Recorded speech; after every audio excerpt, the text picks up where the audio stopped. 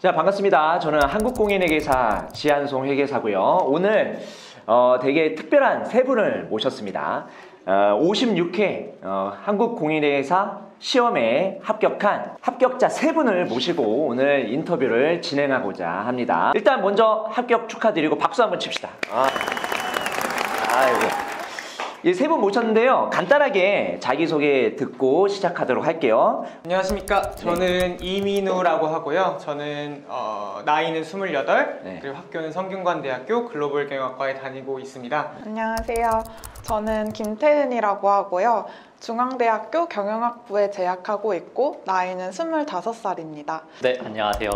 저는 한양대학교 경영학부를 졸업해서 이번 56회 공인회계사 합격을 한 28살 김성훈입니다. 일단 그러면은 김성훈, 김태은, 그 다음에 이민우님. 자, 시간 관리를 한번 물어보고 싶은데 혹시 수험을 이게 시작을 했을 때, 그러니까 시험 공부를 시작했을 때 목표가 있었을 거 아니에요? 몇 년 안에 합격을 하겠다. 이게 목표가 있었는데 보통 목표 어떻게 잡아요? 이민우님. 저와 같은 경우는 나이 기준으로 정을 했었었는데 제가 사실은 삼수를 하고 대학을 들어온 거라서 이제 조금 늦은 나이에 시작을 하게 되었었어요. 그래서 회계사 평균 나이가 28, 29에 입사를 한다. 그래서 그러면은 요 안에는 붙어야겠다라고 생각을 했고 그 기간이 최소 이제 초시 유예 합이나 제시 유예 합이더라고요. 그래서 저는 애초에 처음 생각을 했을 때 저는 무조건 일단 목표는 초시 합으로 가야겠다 이런 식으로 생각을 했었습니다. 김성훈님은? 저도 다들 꿈은 이제 1차를 바로 붙어서 뭐 유예로 해서 한 2년 반 정도로 끝내는 게 꿈이었죠. 하지만 꿈은 꿈일 뿐이고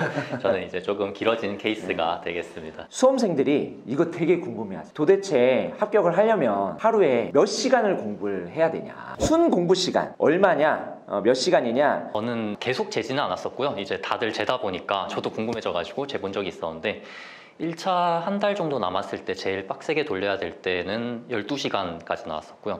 그 이외에 평소에는 한 8시간 정도로 8시간 플러스 마이너스 전후로 나오지 않았었나. 평소에는 8시간 뭐 전후로? 네, 전후로. 김태현님은?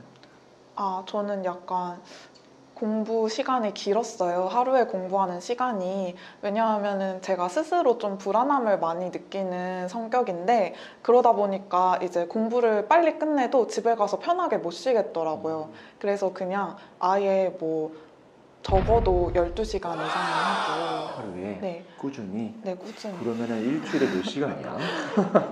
그러면은 계산기 주셔야 되는데 저희 계산으로 70시간 넘게 한 거네요, 일주일에. 네, 그래서 주말에도 거의 뭐 반나절 정도만 쉰다거나 막 시험 다가왔을 때는 저녁 시간만 쉬고 이런 그게 식으로. 순 공부 시간, 12시간? 네, 그리고 수험생들이 많아지면서 고시반 시험 난이도도 되게 높아지고 경쟁도 되게 치열하다고 들었거든요. CPA 준비를 위해서 고시반에 꼭 들어가야 된다고 생각하십니까? 저는 학교 고시반에서 공부를 하긴 했었는데요. 꼭 고시반에 들어가야 된다라고는 생각을 하지 않아요. 작년 한양대 합격생들 중 5명 중에 1명이 고시반이 아니었었고요. 올해는 3명 중에 1명이 고시반이 아니더라고요. 그러니까 완전 처음 보시는 분들이더라고요. 이런 거 보면은 붙을 사람들은 다 붙지를 않나. 고시반은 그 수단들 중에서 한 가지일 뿐이다 라고 생각을 합니다. 저희 고시반은 송혜연이라고 불리는데요. 저희도 아까 말씀하셨다시피 면학 분위기 그리고 시험 때문에 저는 추천을 되게 드리고 싶어요. 사람마다 물론 방법은 다르겠지만 그리고 거기다가 또 이제 공부를 하실 때 조금 외로움을 타는 성격이다 이러면은 가서 이제 얼굴을 마주치다 보면은 알게 모르게 또 친밀감이 또 생기잖아요.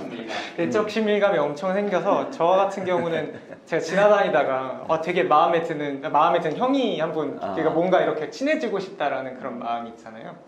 저 형이랑 꼭 한번 친해지고 싶다 이러다가 막 고시반에서 또 거기서 친구도 사귀고 아직까지도 연락하는 사람도 있고 그렇거든요. 그래서 뭐 면학 분위기 그리고 시험 거기다가 또 이제 외로움 많이 타시면 친구도 사귈 수 있다는 점에서 저는 고시반 되게 추천이에요? 공부를 하다 보면 본인만의 공부 스타일이 생기잖아요. 이 공부 스타일이 계속 본인만의 공부 스타일이 꾸준히 갔어요? 아니면 중간에 막 수정도 하고 자신이 했던 공부 방법이 뭐 잘못된다는 것을 뭐 느꼈다든지 그래가지고 수정을 한 경험이 있는지 혹시 경험이 있는 사람 있어요? 저는 두 가지가 있었는데요. 제가 늘 친구들을 만나면 하는 얘기인데 가장 저희가 범하는 오류 중에 하나가 기본에 충실한 다음에 개념을 숙지한 다음에 문제로 들어가는 이 구조를 정말 많이 사람들이 추구하는 숙지하는 걸로 알고 있는데 사실은 개념이라는 것은 시험 전날까지도 솔직히 완벽하게 숙지가 될 수 없다고 생각을 하거든요. 그래서 결국은 저희는 문제를 통해서 개념을 숙지하고 관성으로 푸는 거라고 생각을 하는데 저도 처음에는 개념에 집중을 하다가 계속 안 되더라고요 이게. 그래서 저도 문제를 보는 걸로 첫 번째 수정한 게 첫 번째 케이스였고, 두 번째 케이스는 제가 계획적이지가 않아요. 저는 계획 자체를 세우지도 않고 그리고 그걸 지킬 그런 생활도 안 하는 사람인데 처음에는 막 다들 계획을 짜고 이상적으로 보여서 막 계획을 엄청 짰었어요. 근데 점점 하면서 이게 저한테 안 맞는 것 같아서 그 다음에는 아예 계획을 안 짜고 하고 싶은 공부, 텐션을 유지하면서 이 과목 이제 질리네? 조금이라도 집중력이 흐트러지면 바로 덮고 다른 공부해서 4, 50분씩 계속 과목을 바꿨던 것 같아요. 저도 이거 말씀드릴 게 저는 약간 한 과목을 길게 하는 스타일이었어요. 근데 이게 절대적으로 나쁘다고 볼 수는 없지만 이제 사람마다 다를 수 있는 거죠. 근데 이게 2차 기간 때 조금 주의를 해야 될 게 2차는 과목별로 밸런스를 맞추는 게 굉장히 중요해요. 근데 한 과목에 좀 집중을 하는 식으로 좀 한 과목을 길게 하다 보면은 필연적으로 내가 좋아하는 과목을 좀 더 하게 되고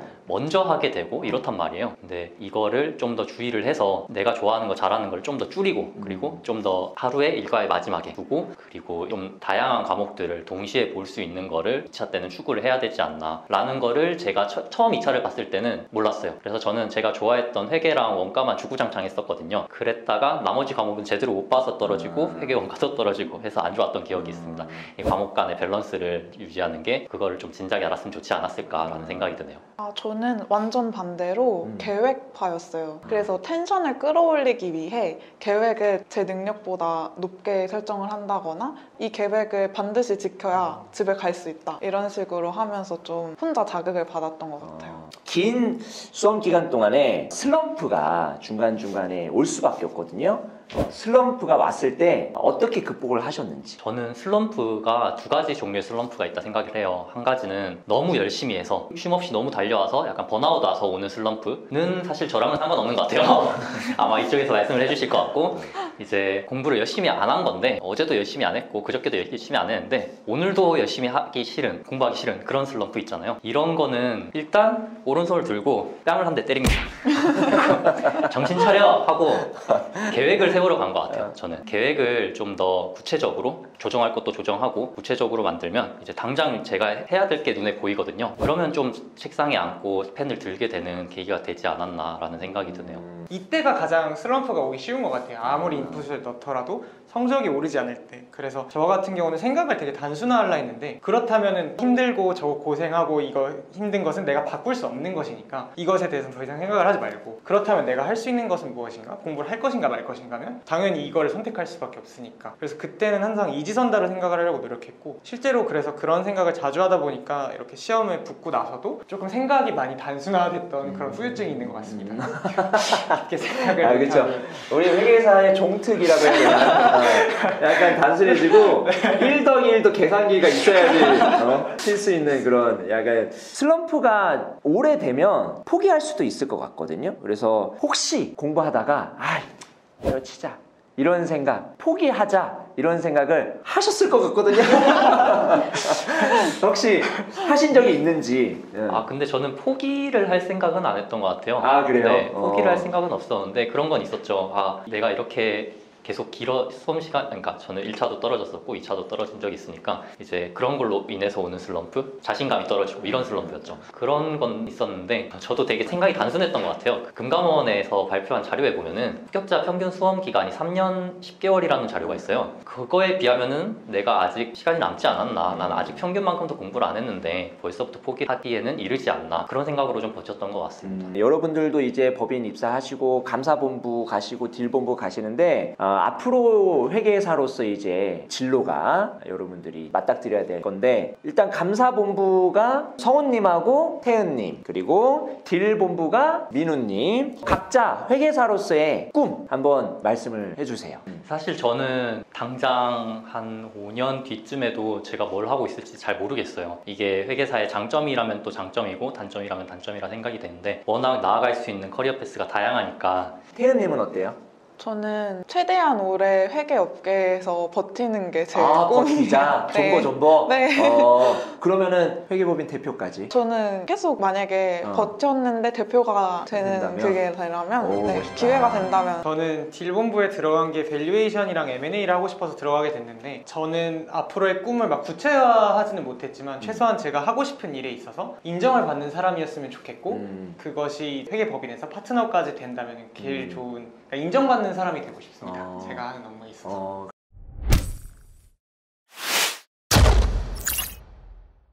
CPA 준비생 시절에 나의 애정템 요거를 사전에 제가 준비해오라고 말씀을 좀 드렸거든요. 그래서 가져오신 애정템 꺼내주셔서 소개 한번 부탁드릴게요. 자, 꺼내주세요. 오, 이거 삼성 KPMG가 삼성 KPMG가 대단한 애사심이야. 어떻게 올리죠? 올려주세요. 올려요. 이거 일단은 뭐부터 해볼까? 요건 맨 마지막에 할게요. 이민호님부터 한번 저는 애정템 소개해 주세요. 네, 이거는 삼성에서 받은 펜 그리고 이건 3일에서 받은 포스트잇이랑 이런 건데요. 네. 필기구 되게 많이 주시더라고요. 근데 가끔씩 공부하다가 너무 지치고 힘들 때 그냥 네. 이렇게 공부를 하다가 뭐 이런 것들 이렇게 삼정이 보이거나 3일 이런 게 보이면 또 막 너무 동기부여. 되고 싶다. 여기 꼭 그거를 가고 싶다. 수험생 시절에 받은 거예요? 네네네. 그래서 그래서 이거 말고도 뭐 계산기 파우치도 많고 그랬는데 아. 이게 가장 제 애정템이었던 것 같습니다. 그 있잖아요. 우리 답안지 연습. 네. 네. 거기도 뭐 맞아요. 회계법인에서 주잖아요. 맞아요. 그것도 동기부여가 많이 되고. 태은님은 일기장을 아니요, 일기장 일기장이 아니에요? 아니라요. 이제 저는 이게 실수 노트였어요. 실수 노트요?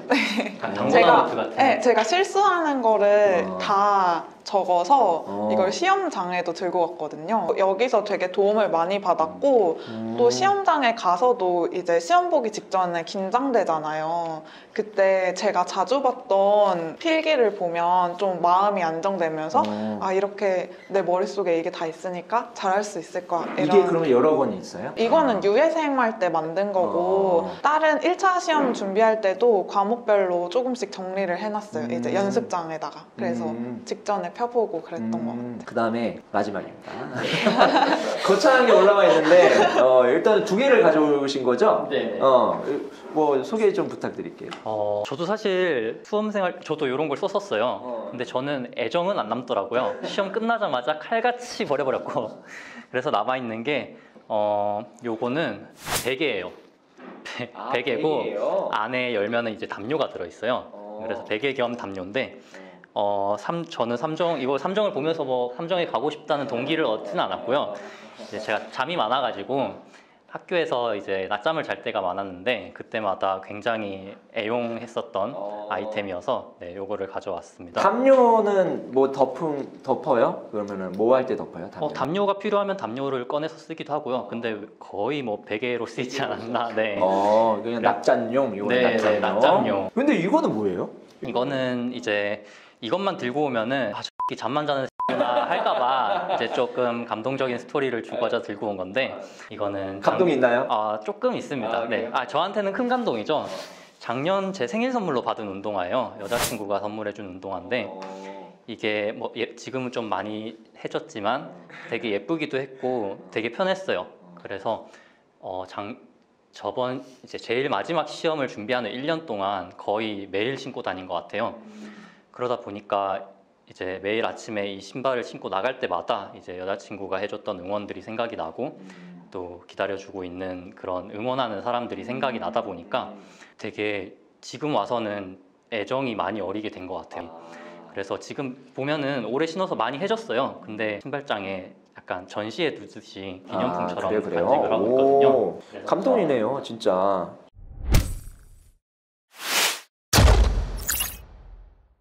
나만의 에피소드 둘 중 하나라는 그런 시간입니다.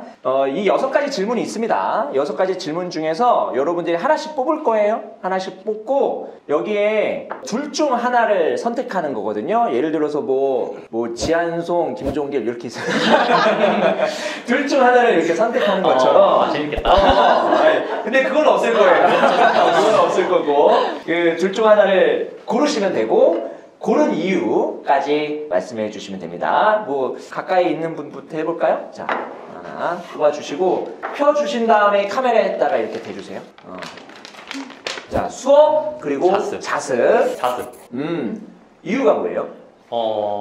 이것도 제가 수험 기간이 길어진 것 중에 이유로 하나 뽑을 수 있을 것 같은데요.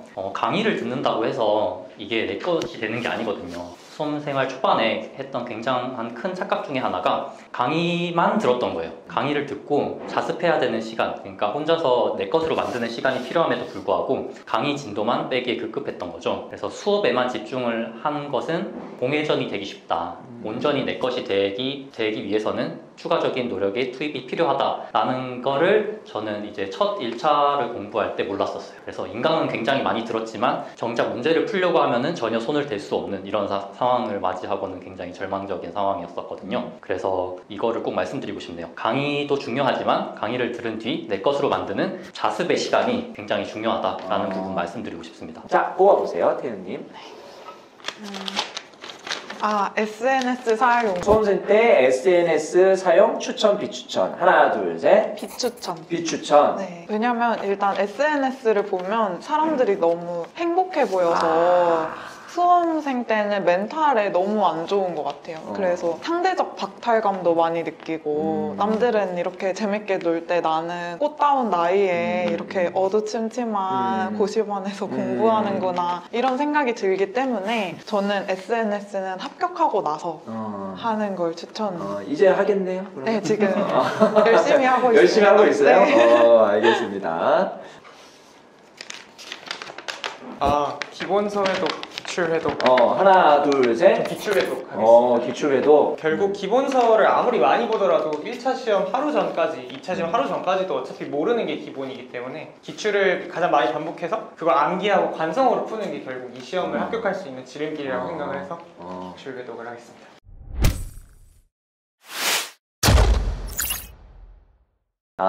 본인이 생각하는 회계사 한마디로 표현을 해본다면 어떻게 표현할 수 있을까? 저에게 있어서 회계사 합격은 디딤돌이다. 디딤돌이다.